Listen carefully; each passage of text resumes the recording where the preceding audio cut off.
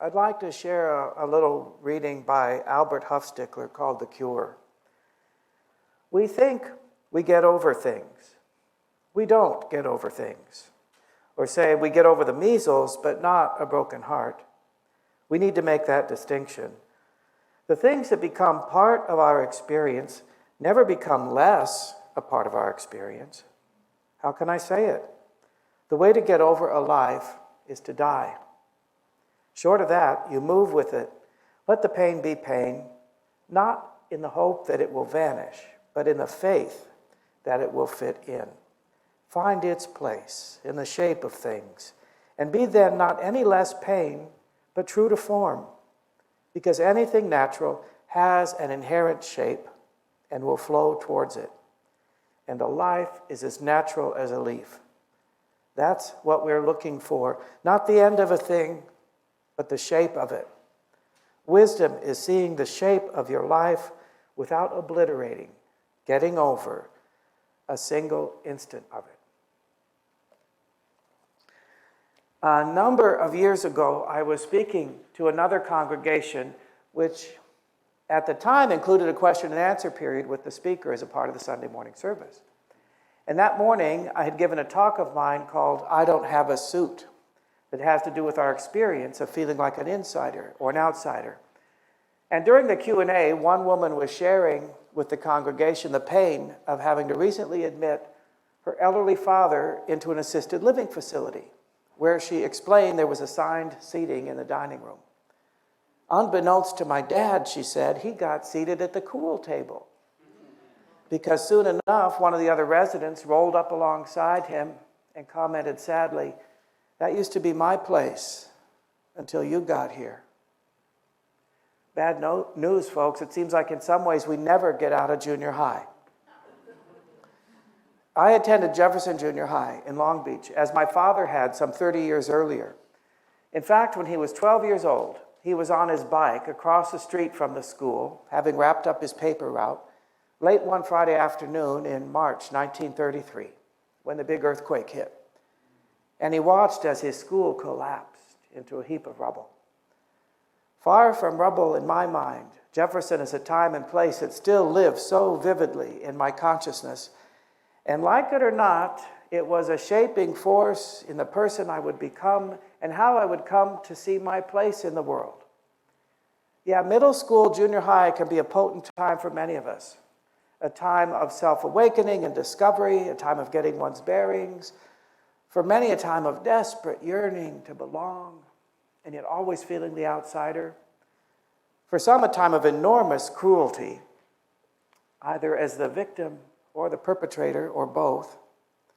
And for some, a time of terrifying vulnerability.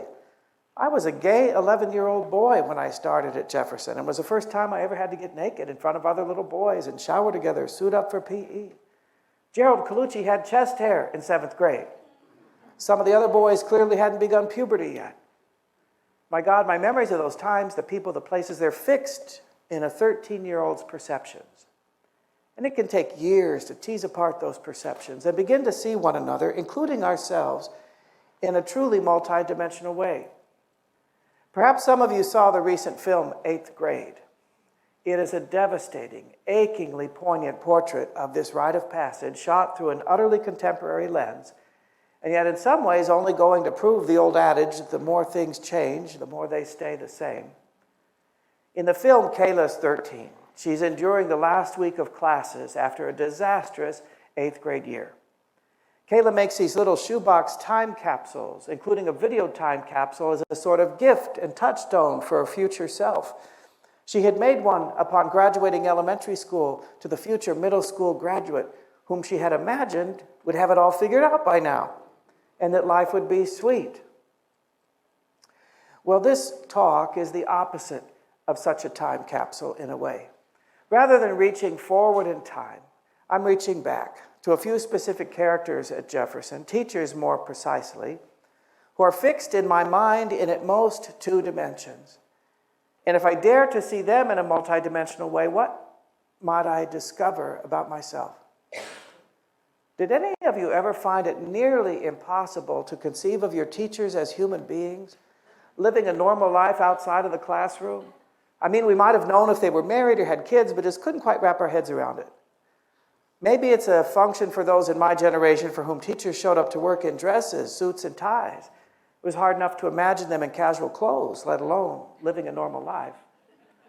I remember how shocking it was to see Mr. Keller getting an ice cream cone at Thrifty Drugstore, or to see a teacher cry.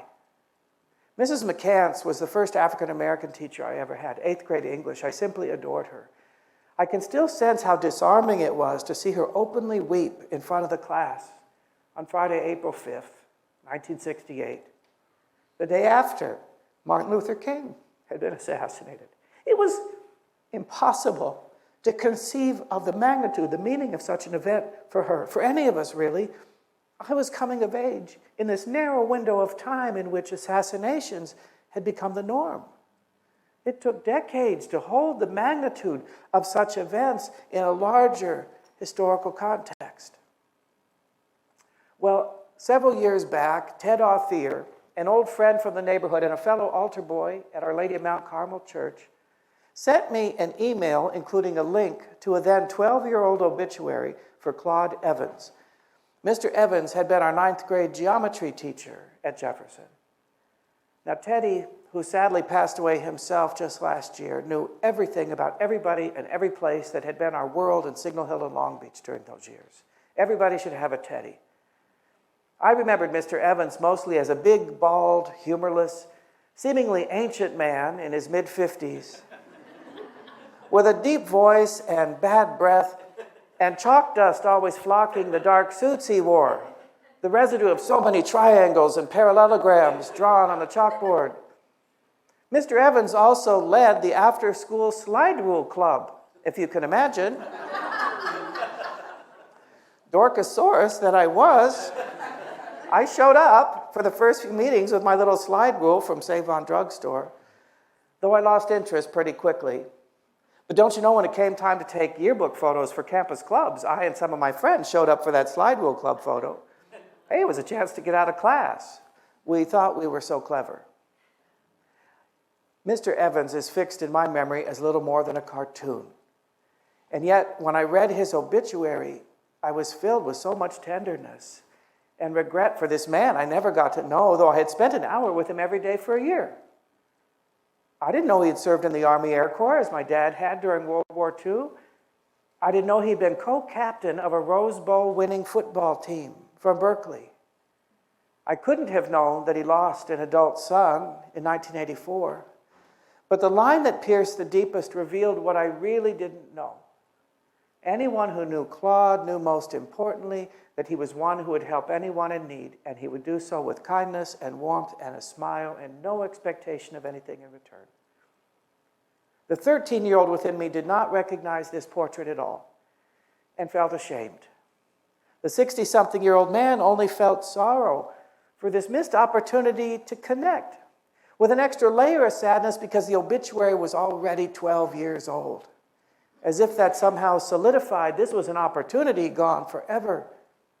Much in the same way, we might experience a different layer of sadness when we hear many years after the fact that someone we had known or cared about once had died. Leaves me wondering how little we ever really know of each other. Well, 20-some years ago, late in August, on a Friday afternoon, I drove down to Long Beach to meet an old college friend, Carrie, to go kayaking on the Alamitos Bay. Carrie and I both grew up in Long Beach, went to the same high school. Though we didn't know each other there, we met a few years later in an engineering class at UCLA. But the Bay was a place that for each of us held these indelible, joyful memories of times growing up in Long Beach. So as we paddled around, we did a lot of, oh, I remember one time, and did you ever go over there? And you remember the popsicles they sold at Woody's Goodies? It was an enchanted afternoon. As the sun began to set, we turned in our kayaks, and though I was soggy and a little sandy, we walked down 2nd Street through Belmont Shore to go grab some dinner at a now long-gone Long Beach institution, Hoff's Hut. Even then, though it had lost all the tacky familial charm we had remembered, it had become sort of slick and hip and corporatized. But as we were walking down 2nd Street toward the restaurant, I commented to Carrie, I have the strangest sensation that I'm going to run into somebody from my distant past. Isn't that weird? We go into the restaurant. I give the hostess our name. I turn around and cannot believe my eyes. There is sitting my 8th grade gym teacher, Mr. Lineberger, the devil incarnate. Never quite like the other boys, gym class seemed only designed to drive that point home.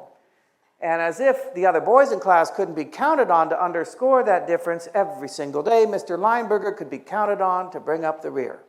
Eselun, you mean to tell me you can't jump over that? You couldn't make that basket? You couldn't run any faster than that? Go give me 2 laps. There he sat, still a large man, still with close-cropped hair, still with no neck, but now with a cane and a face slightly askew that led me to think he'd likely had a stroke. I pointed out the materialization of my premonition to Carrie. She whipped a camera out of her purse right away and said, well, you've got to go say hello. Quick, I'll take your picture.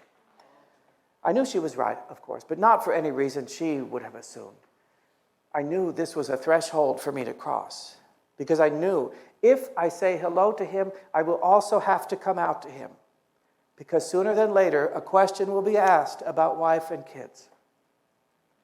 Excuse me, are you Mr. Lineberger? Well, yeah, who are you? I reintroduced myself and offered my hand to shake. He took my hand and shook it, but he didn't let go. He pulls me down to sit next to him, not letting go of my hand. And for the next few moments, I was his captive audience. And I got an entire encapsulated version of the previous 40-some years. I heard all about the wife, the kids, the grandkids, the retirement, the stroke. And then he finally asks, so what about you, Mike? How many kids you got? None, I answered. Well, why not? What's your wife do? Okay, here we go. Well, I'm not married. I'm gay. I live with a man. I've shared my life with him for about 19 years now. The silence hung there in the air in a moment as awkward as junior high itself, while he looked around as if hoping someone would offer him a Q-tip to clean out his ears or something. Finally, he says, are you shitting me?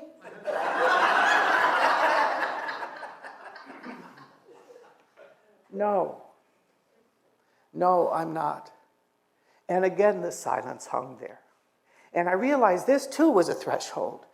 I realized that I had spent my entire life carrying a sense of apology for my difference, for being gay, making adjustments to everyone else's discomfort and to the awkwardness. And for once, I was giving it back. Here, you deal with it. And he sat and he fidgeted for a moment, then he finally spits out, well, that's okay with me, I guess. Gee, thanks. More to comfort himself than me, really, but just then the hostess called our name and we were seated for dinner, and that was that.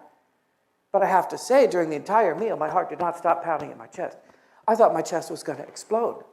For in that moment, he was not a feeble old man, and I was not an out, proud, 40-something, self-actualized gay man. I was 13, and I had just come out to my 8th grade gym teacher.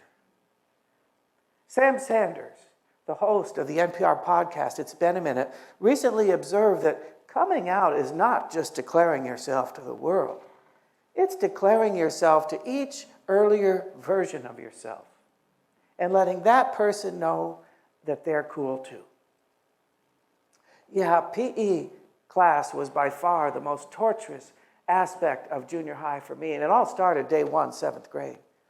My teacher that year was Mr. Dennis. He was a short, affable enough man with a Detroit haircut, short flat top on top, held up with butch wax, long on the sides, combed behind the ears.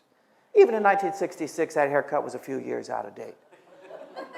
Mr. Dennis showed an obvious preference for the more athletic boys in class, and they returned the favor by affectionately calling him Coach.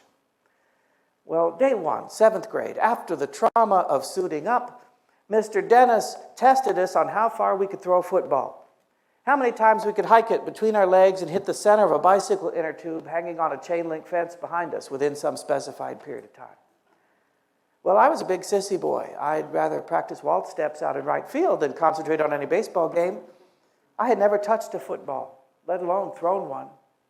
I got an F, the first in my life. I can still feel the shame of being summoned into Mr. Meyer's office, the 7th grade counselor, and told I was to be placed in special PE.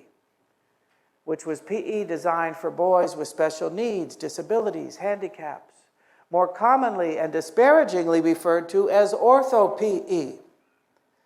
And the culture was such at the time that if you appeared to be able-bodied and were in special PE, you might as well change schools. You're just not going to survive. I confronted Mr. Dennis the next day. Did you recommend that I be put in special PE? Kind of ballsy when I think about it. He sheepishly answered yes. I think also kind of knowing he was also condemning me to a sort of social death sentence.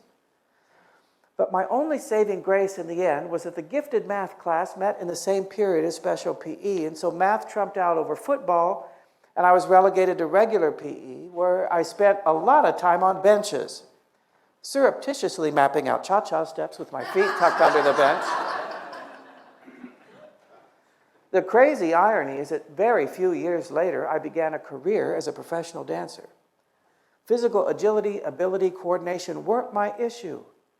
But because I didn't fit the cultural norms of what a boy was expected to like, didn't excel at the things at which a boy was expected to excel, I was somehow seen as an affront to that culture, and I was labeled handicapped because of it. But you know what? I'm almost over it. In that same email that Ted had sent, including the obituary for Mr. Evans, there was also a link to an article about Mr. Dennis. This one from the Salt Lake City Daily Herald. James Dennis, 73, retired middle school teacher, former bishop in the Mormon Church, was convicted and sentenced to 20 years to life for the sexual assault and molestation of 17 girls, 4 of whom were his granddaughters. His son Gary is quoted in the article as saying that his father assaulted his first victim some 50 years earlier. That would have meant that Mr. Dennis's little enterprise had been well underway when he had been my teacher. Another close friend of the family was quoted as saying, "We were all so shocked. If only we'd seen something, maybe we could have done something to stop it." Yeah, the things we don't see. Almost more chilling than the headline was the mugshot included in the article. Of course, the Detroit haircut was long gone. And despite the now sagging jowls and the orange jumpsuit, it was most definitely my tormentor. Same cold blue eyes staring blankly at the camera with this expression that was not so much a grimace or a scowl so much as it was one of surrender. The jig is up. Complete and total disgrace. It was something to look at that picture. Now, if this headline had been about any other perpetrator, a stranger, I'm certain that my response would have been complete moral outrage and disgust. Lock the bastard up, throw away the key. And given whom he represents in my own biography, I might have thought there'd be another layer, a flavor of schadenfreude, if you will, delight in his demise. But neither was the case. I only felt deep, profound sadness.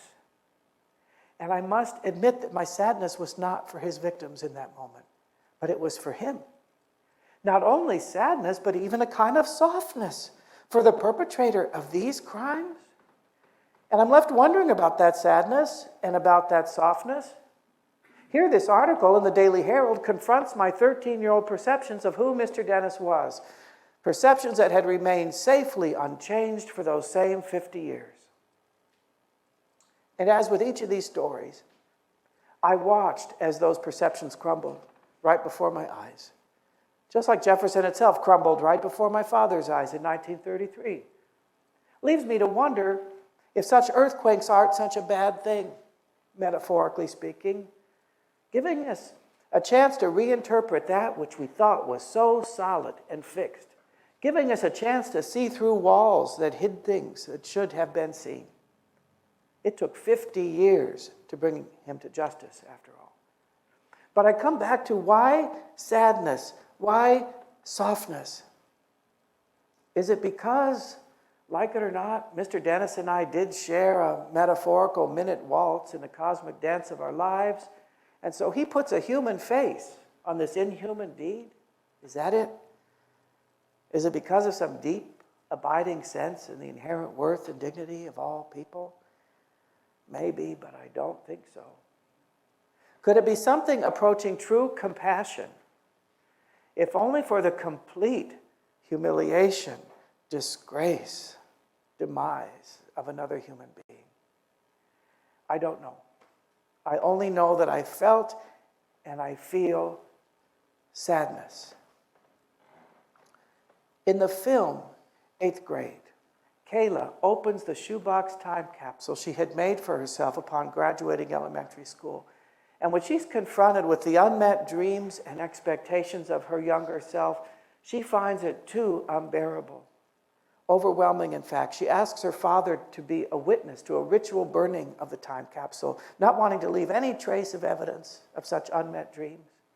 Even while her father plaintively asks her, "Are you sure? I know I didn't want her to burn it either." Now, if Mr. Dennis had made a time capsule for himself at 13, for himself at 73, it most certainly would not have included that mugshot, that orange jumpsuit.